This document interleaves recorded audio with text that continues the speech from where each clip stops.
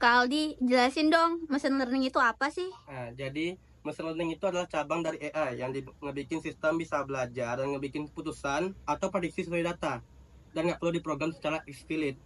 Dalam machine learning, algoritma dipakai untuk menganalisa pola dalam data, terus ngebuat prediksi atau keputusan sesuai dengan pola itu. Di sini kita bakal bahas tentang sistem rekomendasi di streaming, e-commerce, dan sosial media yang menggunakan machine learning. Dah. Pahamnya mana? Hah? Pahamnya mana, Kak? Paham? uh, apa itu sistem rekomendasi?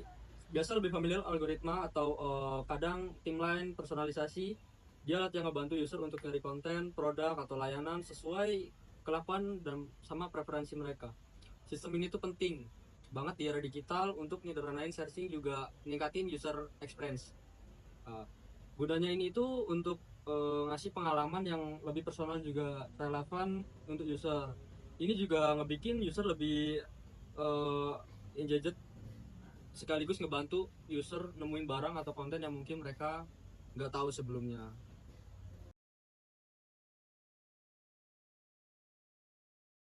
Sistem rekomendasi di e-commerce. Algoritma di e-commerce tujuannya itu untuk meningkatkan penjualan dengan nampilin produk yang relevan atau menarik di user.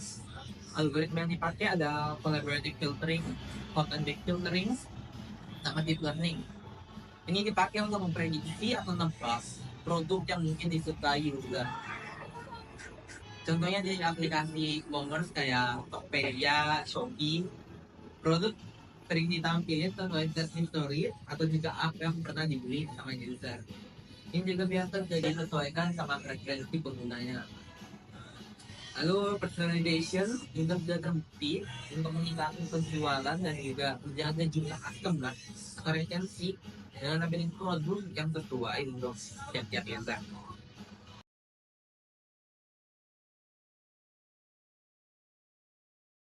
Sistem rekomendasi di sosial media, tujuan utama algoritma ini tuh untuk ngebikin user lebih terlibat atau engage dengan nampilin konten yang paling relevan dan menarik buat mereka. Manfaatnya juga untuk naikin time usage sama ngebikin user lebih nyaman di platform itu. Algoritma yang sering dipakai contohnya collaborative filtering sesuai kesamaan pengguna, content based filtering sesuai kesamaan konten, sama metode hybrid yang ngabungin dua-duanya. Contoh implementasinya ada di sosmed kayak Facebook, IG, TikTok.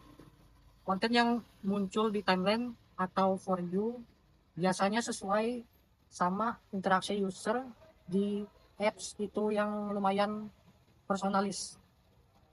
Ini ngebikin user experience lebih personal dan menarik, tapi juga bisa ngebikin filter bubble, di mana user cuma ngeliat konten yang sejalan sama pandangan mereka sendiri. Algoritma di platform streaming tujuannya ningkatin interaksi user dengan konten, juga ngepastiin mereka tetap berlangganan. Manfaatnya untuk user satisfaction dan juga ningkatin waktu yang dipakai di platform tersebut. Nah, algoritma yang dipakai juga sama, kayak collaborative filtering, content based filtering, juga rekomendasi sesuai deep learning. Nah, contoh implementasinya di sosial media itu ada beberapa, seperti pada Netflix, Spotify, dan YouTube. Nah, kalau di Netflix nih, ngasih rekomendasi film dan serial sesuai watch history kita. Kemudian di Spotify ngasih playlist harian atau mingguan yang sudah dipersonalisasi. Lalu di YouTube ngasih saran video sesuai interaksi user sama apa yang pernah mereka tonton. Nah, rekomendasi ini bisa ngebantu user nemuin konten baru sekaligus memperluas preferensi mereka. Tapi juga bisa ngebikin mereka tetap dalam zona nyaman preferensi mereka.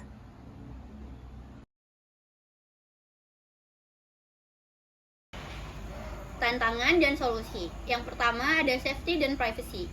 User privacy sama keamanan data jadi salah satu masalah utama nih yang harus dijaga. Informasi ini biasanya diambil pas mereka ngumpulin dan menganalisis informasi untuk rekomendasi. Untuk itu, user bisa pakai data anonim nih untuk meningkatin keamanan dan privasi mereka. Yang kedua, ada keterbatasan algoritma. Kadang rekomendasi yang keluar nih nggak sesuai atau akurat atau relevan. Metode baru kayak deep learning terus dikembangin untuk meningkatin akurasi. Jadi kesimpulannya, sistem rekomendasi ini berperan penting untuk meningkatin user experience di platform digital.